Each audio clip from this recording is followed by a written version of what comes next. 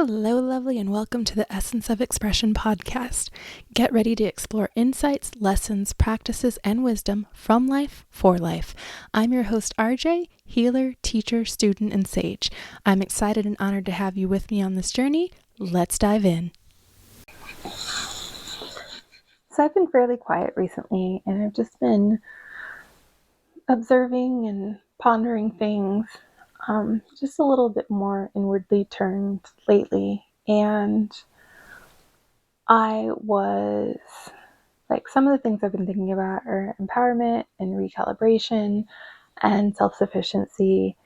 And there are a lot of thoughts that I'm having right now, but I really wanted to come and share what was coming up around self-sufficiency.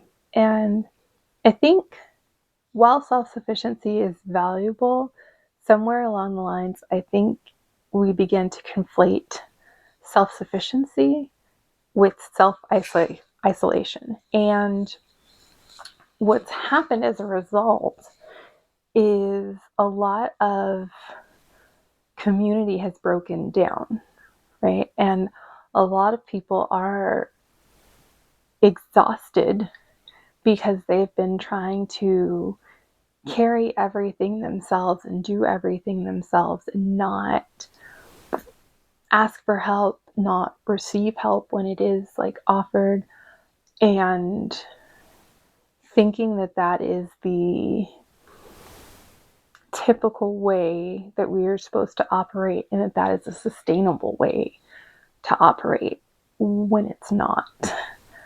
We are social creatures by nature. And one of the things that has happened is a lot of people were so ready to be empowered in self-sufficiency was touted as the way. It's a way, but it's not the only way. That now people are having a hard time giving it up, right? They're having a hard time existing in this isolation that was conflated with self-sufficiency. And now there's this, I think there are two camps. So there's this bit of guilt of why can't I make it successful on my own, right? And I shouldn't need the help. And so there's kind of the guilt and shame camp. And then there's the other camp who is realizing that this is some bullshit and I'm tired and I'm ready for help camp, right? I think those are the two camps that are happening right now. And part of it is we started to confuse the ability to do something with it being the only way to operate. And that was never the case, right? For me, one of the biggest aspects of empowerment is having choice. So while I value self-sufficiency and I love learning how to do things on my own, right? And for myself, but I just like to learn. And for me, it doesn't need to mean that, oh, I've learned how to do this myself, so now no one ever does it for me, right? And so I'll give you an example. I love to cook and I like learning cooking new recipes, and there are a bunch of things I can cook. And so, but I still like to go out to a restaurant, right? I still like to eat what other people cook. And that's a completely normal and natural thing. That choice of when I want to do it for myself versus when I would like someone else to do it and I don't want to put in the work there is part of what makes it great, right? To me, anyway. And when we are looking at self-sufficiency and ability, It's a lot like walking and running, right? Most of us have the ability to walk, most of us have the ability to run, and yet none of us are always walking all the time, and none of us are always running all the time. Like, we sleep, we eat, we go to the bathroom. There are a lot of other things that are happening there, but we have this ability. And so when we start to confuse ability with, oh, this is the only way I can operate now, and start to operate that way, you're gonna burn yourself out. Like, we weren't meant to be doing this all the time, nonstop, without any support or any help. And if that was the case and that's how we were supposed to operate, like, I don't think we would have been put on a planet with other people. I really don't. And other beings and other creatures. It's like we would have been given our own little private bubble and probably not known anything else about people if we were meant to be doing it in isolation, if life was meant to be completely, oh, it's just me and I have to figure it all out myself, and I can't, like, I'm not meant to receive help from others and I'm not meant to help others. We would have been put in our own little fucking bubble. But that's not where we were put. We have other people, we have other creatures, we have other beings, and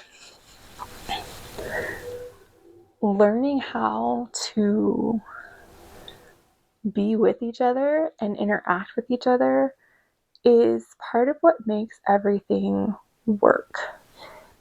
And the other day I had pulled a card, and it was really funny because it was this really pretty illustration, and what I saw in it was we were being called into learning to sit in the balance of individual and social, right?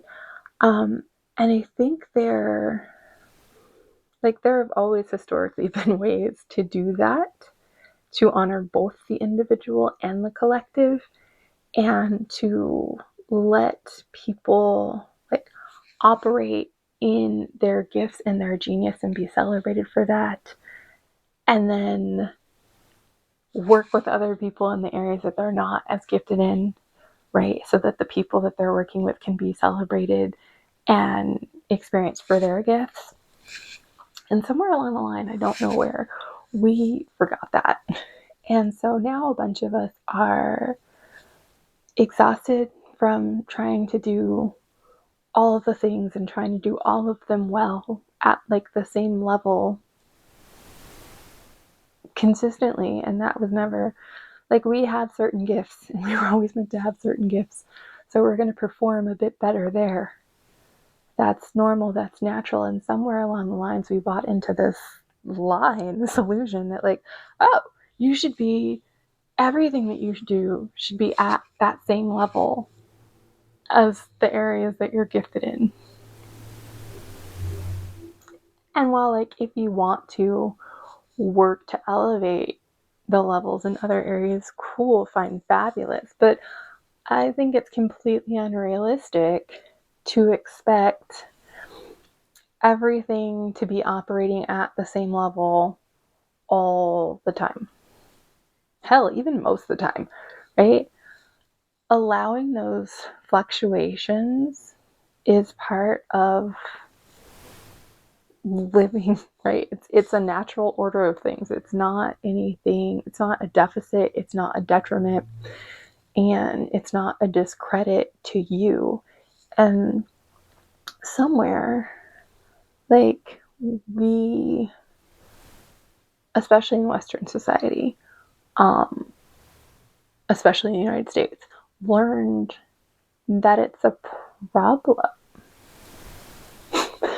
So these are just some of the thoughts that I'm thinking about. And I think if we could come to understand that ability does not equate the mode in which we need to operate all the time without any rest, I think things would be a lot better. I also think if we could return to communities that also still know how to honor the individual, while we have individuals that can also still honor the collective, it would be a lot better. And I think there are people who are working their way back into that. And there are communities being built and rebuilt, and there is a learning, I think there's a collective learning that's happening in the areas and with the people who desire that, and desire a better way that is in alignment with what is natural and in alignment with the divine. And that's my 2 cents for today. Thank you for your time and attention. If you enjoyed this episode, follow the show. If someone came to mind while you were listening to this episode, please take a moment to share it with them. If you're interested in joining a community and diving further into these topics, please visit theessenceofexpression.com/community and request to join our community group. Thank you. I hope you have a wonderful rest of your night or day, and I'll talk to you soon. Take care.